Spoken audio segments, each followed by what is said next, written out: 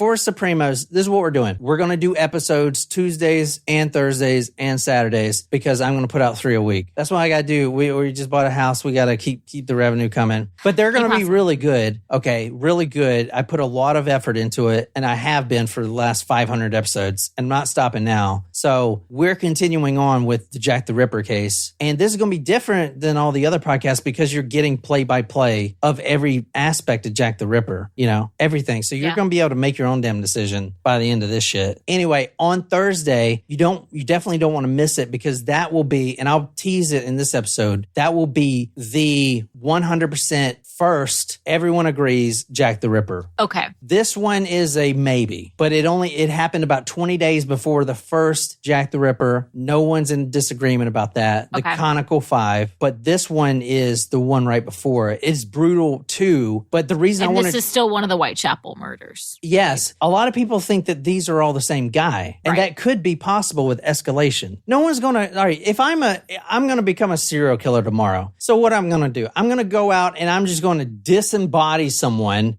cut their arteries like a skilled surgeon and do all this stuff perfect the first time. No, you got to practice. You know what I'm saying? You got to get into the role. That's what escalation is. So anyway, this may be the same guy. We'll see. Okay. If this is Jack the Ripper, then we have a really good idea of who he may be. And he ain't no damn cigar maker, I'll tell you that, if this is him. But you guys can decide. Okay. Or you heard the Torso Tim's murders. Mm-hmm. So you know what that's about, cutting out the torsos, yada, yada. And how many torsos were there? There were 11. Wow. We only talked about... No, excuse me. There were 11 murders in total. So torsos, 1, 2, 3, we did 3. There was one that I didn't do. It was too small. Okay. I was going to say, I think we only talked about 2. So, okay. Well, then there's 3. There's one I didn't do that's too small. Okay. There is one after Jack the Ripper, which is probably the same guy, I would imagine, but it may not be Jack the Ripper. Okay. It's confusing because they have 3 cases and this is Scotland Yard, man. Like, these are the Pinkertons, right? I mean, they should be able to fucking catch this guy. Isn't that what they're known for? No. Anyway, so you guys can tell me if you think this is Jack the Ripper or not. But hey, Natasha. What's up, Natasha? What do you think of that? I like it. I'm excited. Tonight, we are talking about a Whitechapel murder. August 7th, 1888. So when was the last one? Do you remember? The last one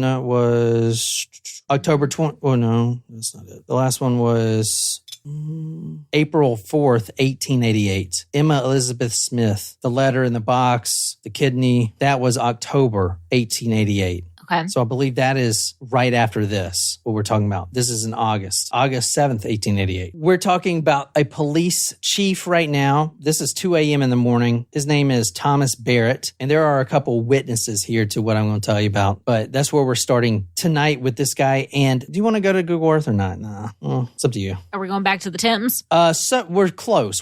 This is still in Whitechapel, but this is the exact place we're going to tonight. This is a little apartment building. Okay. August 7th, 1888, a police constable was patrolling, doing his beat. It's 2 a.m. in the morning, and he sees a man. He's just hanging out, kind of suspicious. And this man, he's a young guy, a very young guy, probably 19, 20 years old. And he's just sitting there, and he's got a weird dress about him. He is of military something, in the military at this time, with these guys at least. If you were to go out on like a night leave or something, or if you were to go out at night or whatever, you don't have to wear your uniform, but you do have to wear something signifying that you are a soldier. So, I mean, the Citadel does the same thing here. Well, they do make them wear their uniforms. So this guy, this constable, sees this young man and he says, "What are you doing here, son? Like, Is this a seedy area? Very seedy." Okay. And I want to say London, especially in the East End, there was a lot of societal woes at this time. I basically said what was going on in London during the Jack the Ripper time. Let me pull up what it said. Oh, interesting. This is like the time of A Tale of Two Cities, right? Charles Dickens? I don't read fiction.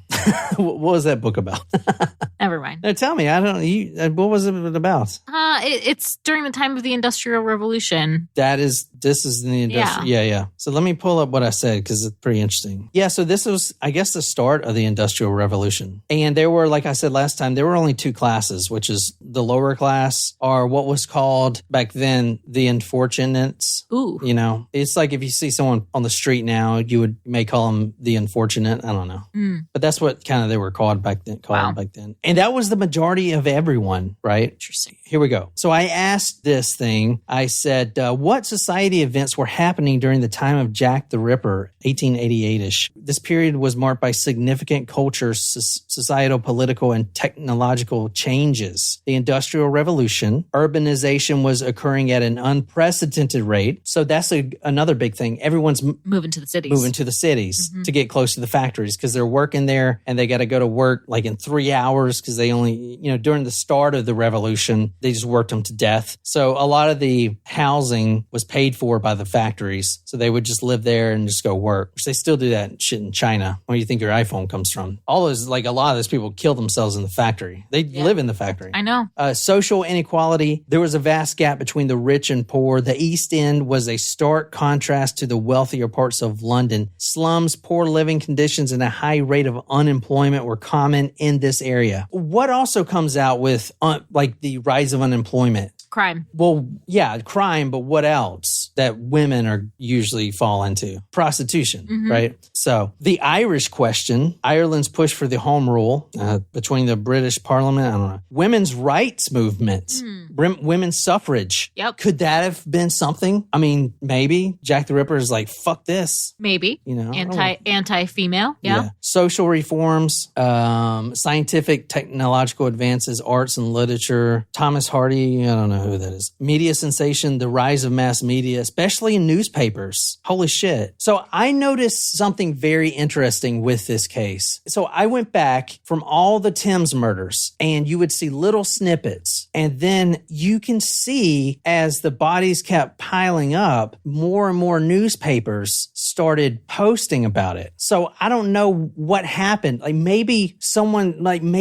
at their news station, everyone's piled up to see, what happened to this body. It's morbid curiosity, but however they figured it out that if it bleeds, it leads. And you can see that in this case. You can see that so well in this case. Yeah. Because it really does ramp up. I'm talking about the details they're putting in there. It's like a reality TV show. And that's what it was. It was just entertainment back then, and it still is now, I guess. But I guess it was the first time. Anyway, this soldier, he says, I'm just waiting on my chum to come back. He's walking a woman home to where she lives, and he should be back any minute, maybe an hour or two. So here's what happened. And he was talking to the police. Me and a friend, we're both soldiers. We're pub hopping because this is a bank holiday. So everyone got paid. So we're going from bar to bar and we can stay out all night. And we meet these two fine young ladies. Well, not young, older ladies. We meet these two fine older ladies. And who are for sale for the night. Yeah, they are. Okay. But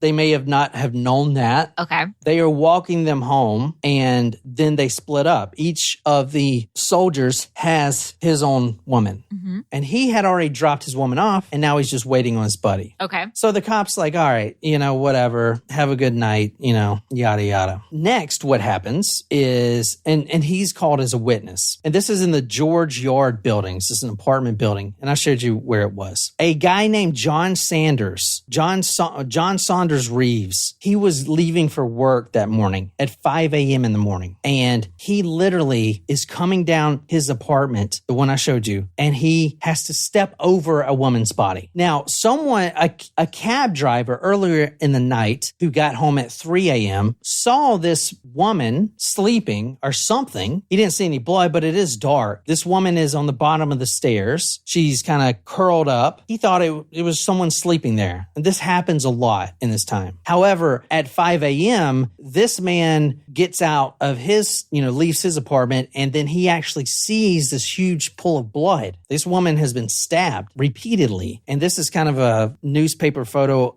of the time here that was printed. So this woman down here. Now, she's on the bottom step of this apartment building. Yeah. So here's one of the things I want you to think about. That's pretty ballsy to kill someone there. These apartments are filled up with people. And true, very overcrowded. I mean, you think the apartments now are bad where you can hear your neighbors and it's like, turn that shit down. Think about it back then. They didn't even care about that. It's just a little piece of plywood up between everyone's, space. So do you think she was actually murdered there? Well, we'll get to that. Or was her body just left there? Well, we'll get to that. But it is very odd to everyone that there was no screaming. Or if there was, no one heard it. No one heard it. Or is it just too common? So there was a body found at the apartment on the bottom steps. 39 stab wounds. 39 body and legs, 9 stab wounds in the throat, 17 in the breast. Her left lung was penetrated in 5 different places. This was a savage murder. It was horrible. We do have her death photo. Now, not the body, but just the face. Now, this was actually printed in the newspapers. Wow. Yeah, there you go. The first time ever. Was it so they could identify the body, or was it so they could sell papers? You tell me, because it seems like as more as I'm reading this, it's to sell papers. Yeah. But this is what they printed. That's her. Oh, wow. That's the woman. We don't even have a name for this woman yet. Wow. Now, here's a cool picture I found. I see some people do this sometimes, some very talented people, but they'll take these old photos and recolor them to what they would look like today. Mm-hmm. So this is her in what she would look like today. I thought it was a pretty good recreation there. Oh, interesting. So that's what she looks like. So can you kind of describe her? If I were to guess, I would say maybe she's in her late 30s, early 40s.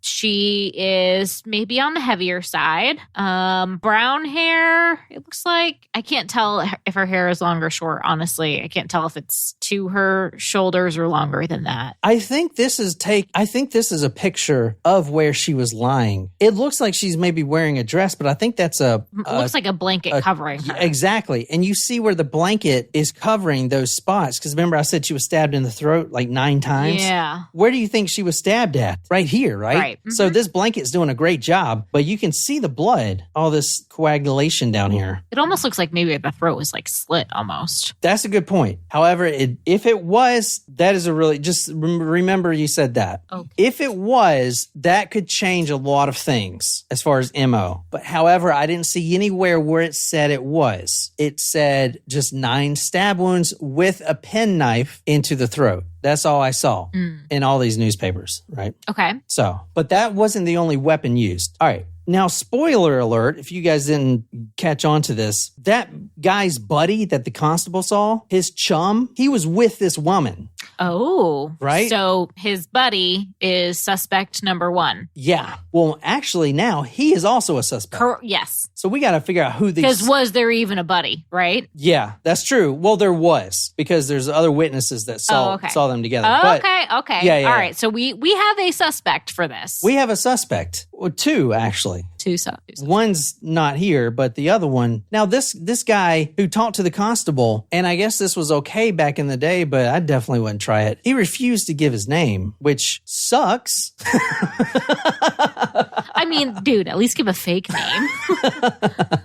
Say your name is Charles Dickens, Yeah, how's he going to know? So what I want to decide is this Jack the Ripper? The start of Jack the Ripper? I can't tell you until we cover Jack the Ripper.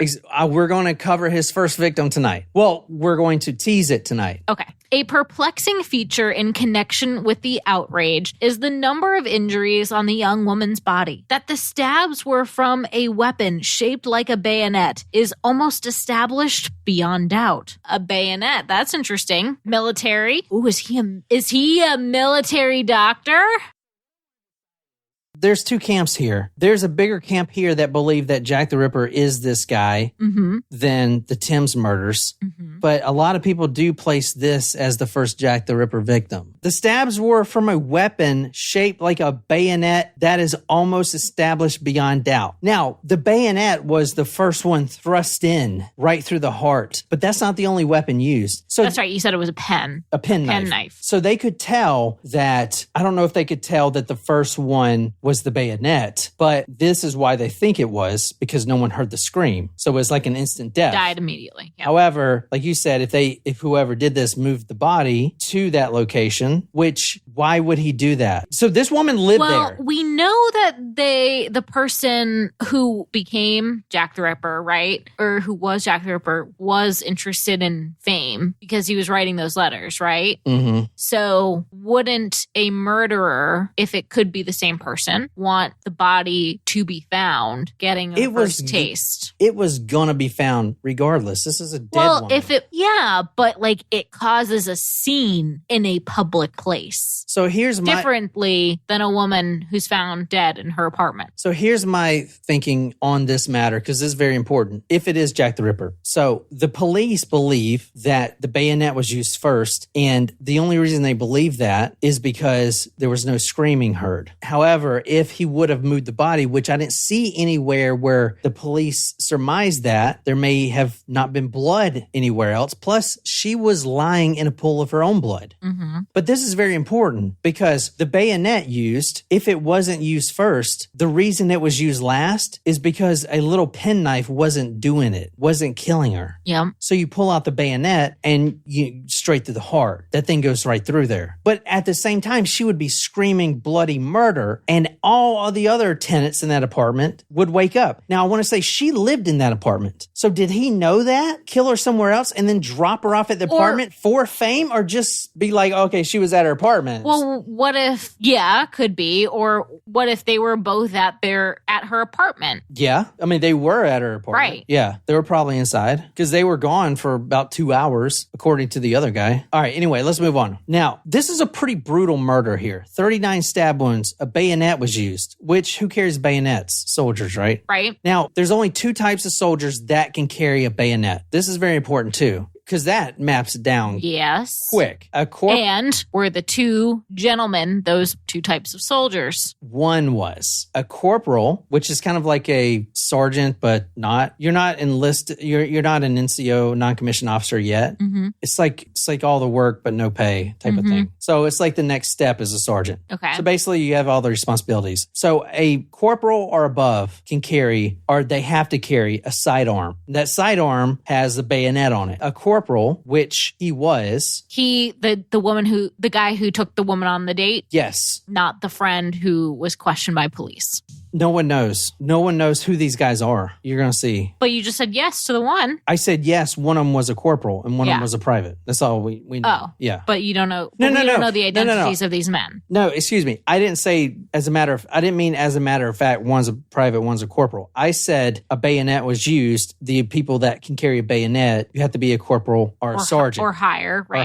Or higher. And rank. one of these two people had to be a corporal to carry a bayonet. That's what I'm trying to say. The woman, let me tell you her name. Her name right now, and it took them forever to figure out her identity. She was misidentified 3 different times, but this woman's name is Martha Tabram. So she is maybe the first victim. She also goes by Martha Turner. So when I typed in Martha Tabram, and I did all my research with these old newspapers, when I looked that up, I was getting the first hits in September. And I was like, well, what the fuck? She got killed in August 7th. Why is no one talking about it till September? Well, that's because at the time she was going by a different name, Martha Turner. That's not her maiden name. That was her, who she was living with, the guy named Turner. So that's who everyone knew her by. So I typed in Martha Turner, and guess what? The day after she's found dead, her story starts to appear, and only a month later did they put her real name on her. She was being throttled while her head was down. So she was on her face, and this guy was on top of her. Her head's down. He is smashing her head into the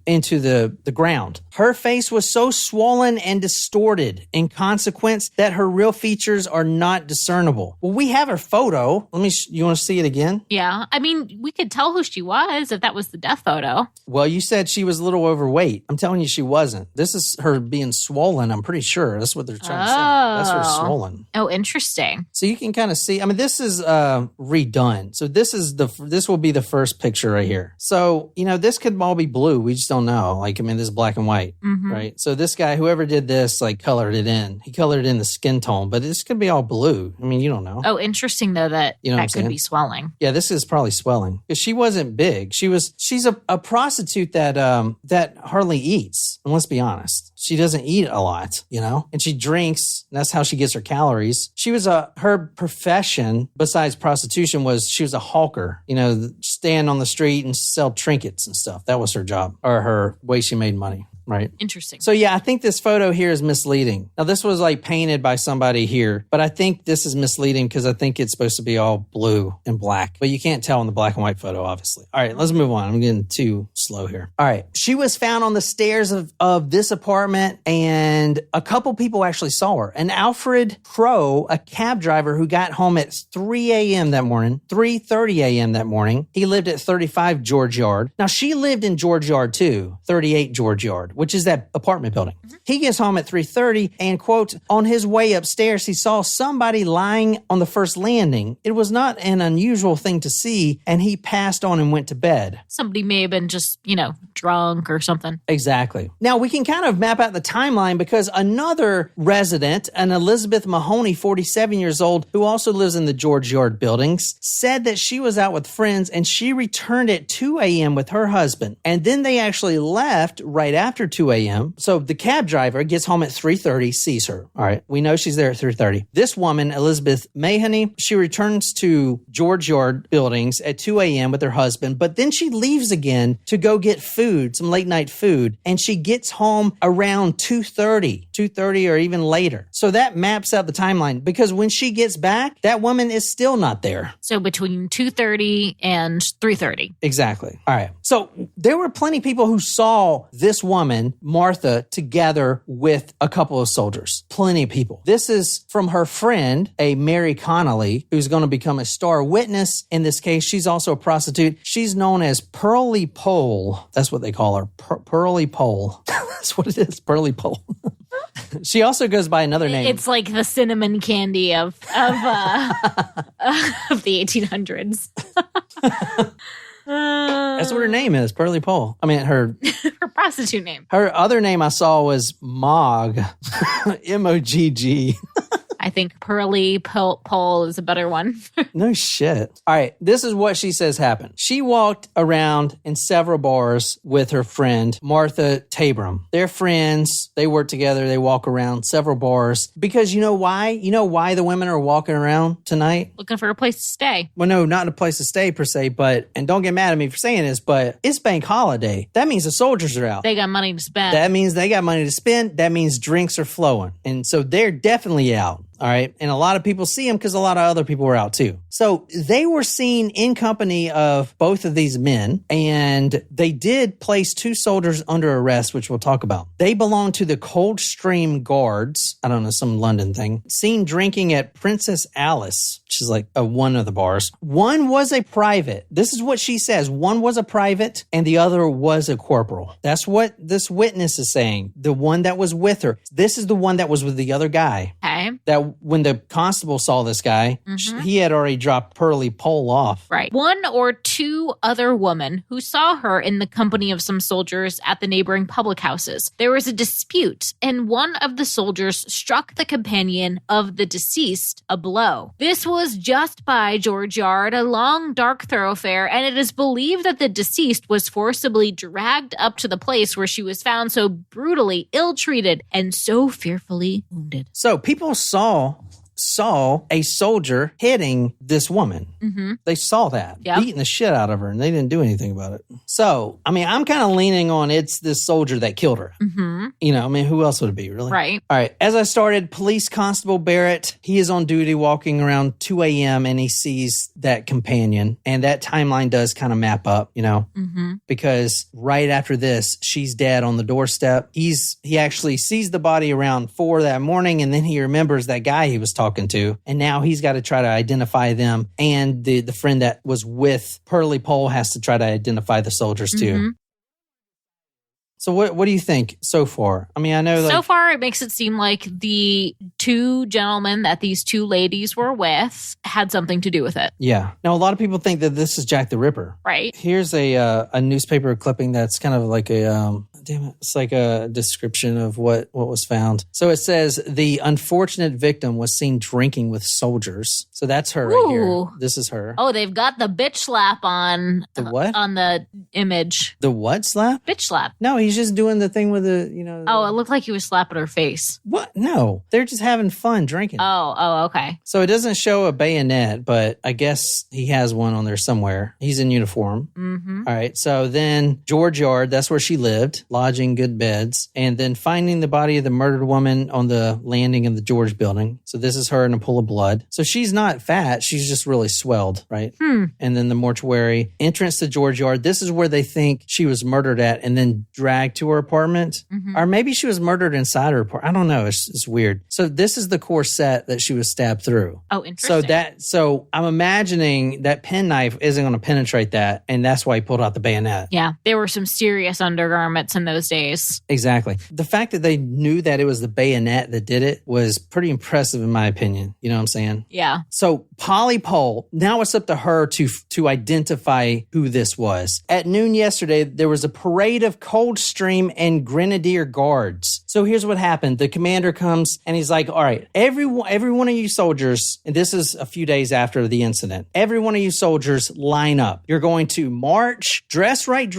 in formation in a straight line, one by one, and this woman, Pearly Pole, is going to look at your faces and try to pick out who she was with that night. All right, that's what's happening here. The assembly call was at once sounded, and these men were drawn up in quarter column, after which they filed through a passage where Inspector Reed, Sergeant Conter, and another police officer were stationed with Pearly Pole. The woman asked to scrutinize the faces of the soldiers as they passed. Now, she did pick out two men, a corporal and a private. Okay, this is where it gets kind of iffy. So she says, "That's him," exclaimed she. "I'm positive." The suspect was temporarily detained, and the filing of the others continued. When a few more had passed, the woman, scanning the features of everyone, intently pointed to a private as being the second man. She positively declared that he accompanied her to a house in the district where the murder took place. "Are you positive?" when they asked Pearly Pole. "Certain." So she pulled them out of a lineup marching by. But a very large lineup. Exactly. And she pulled out the right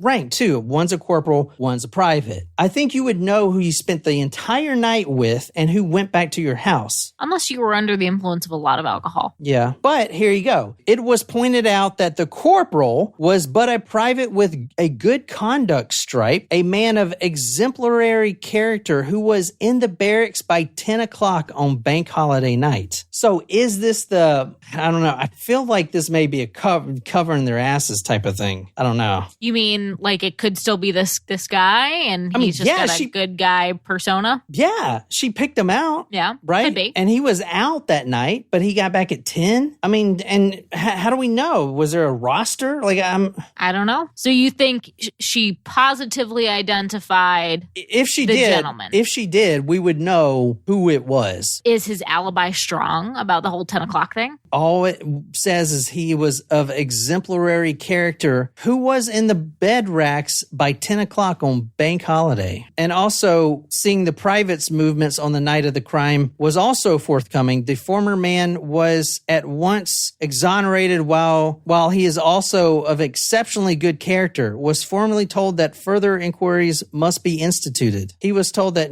there would be no stain rested upon him, as this was clearly a case of mistaking identity. It is asserted that Pearlie Pohl has identified 2 innocent men who could not have been in Whitechapel at the time she says. The police will not further seek her aid in elucidating the mystery. So what you think is going on here is because she is a female and a prostitute, she's not credible. Yeah, she's not credible. It's the guys though who clearly they're good. Oh, they're good guys. They would never do anything wrong. They're upstanding gentlemen. And you think that's the part that's bullshit. You think Pearlie Pohl's right. I think no one's saying that. I think everyone, even the ones I looked up on other people covering this, they just take the word of the newspaper.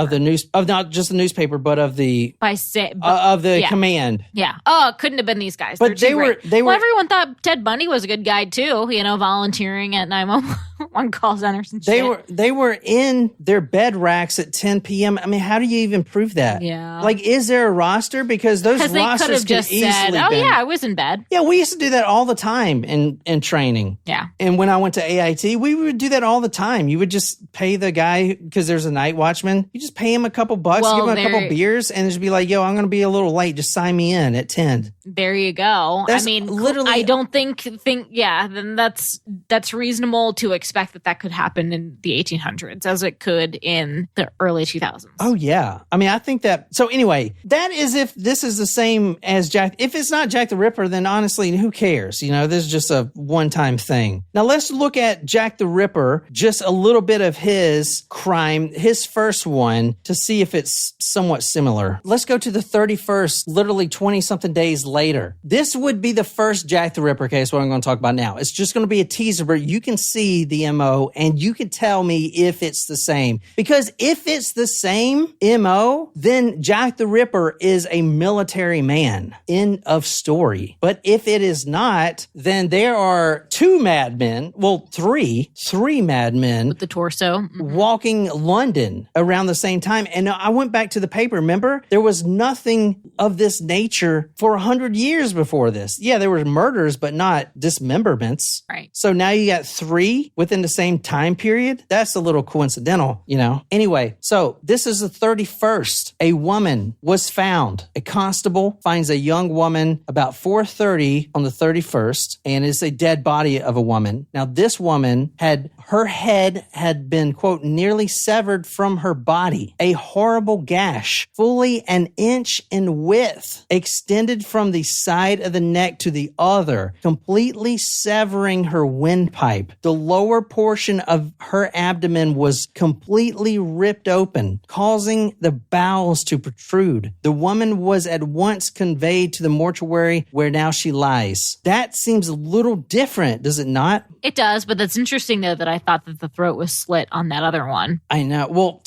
I didn't see it was slit. It looked like that from the deathbed, I know. But would this guy risk it? If this is the military guy, would he risk going out and doing this? If someone's a serial killer and a crazy, can they help it, So I don't know. Anyway, that's another Jack the Ripper. We're going to be doing that one on Thursday. Okay. Like I said, I know that it's kind of not boring. No, I think it's really interesting. I mean, we're going step by step. I know that's freaking not how I usually do it, but that's how I'm doing it now. Plus, we're doing more episodes now, so, There you go. So, and I'm researching these in real time. Anyway, I hope you guys enjoyed it. On these, you give me a lot to think about in between, so I'm glad that we're recording more frequently versus waiting until Saturday. That would, because I am really thinking about, could it be the same guy? Could the torso, and all of the connections that and things that we've shared. Yeah. Could that all be feasibly one person? I don't know. So I haven't done these yet, so I don't even know myself. I'm going to be researching this week. So I'm at the same place now that you are. If you ask me, I don't think the Tim's murders are the same. I think there was too long and it's too different. But as I read this, I don't see a surgeon doing this. All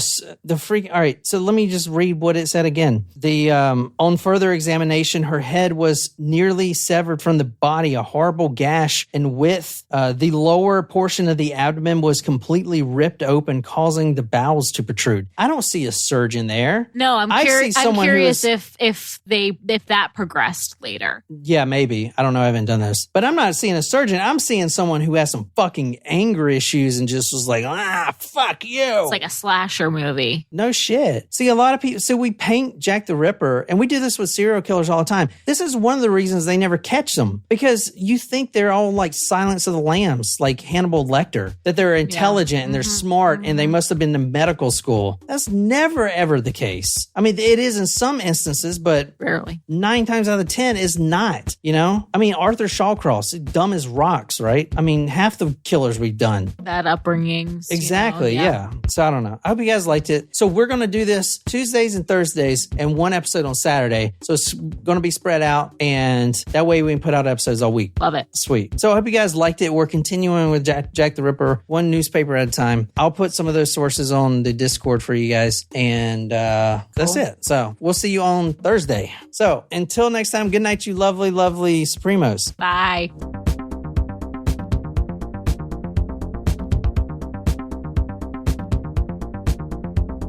I kind of run this shit.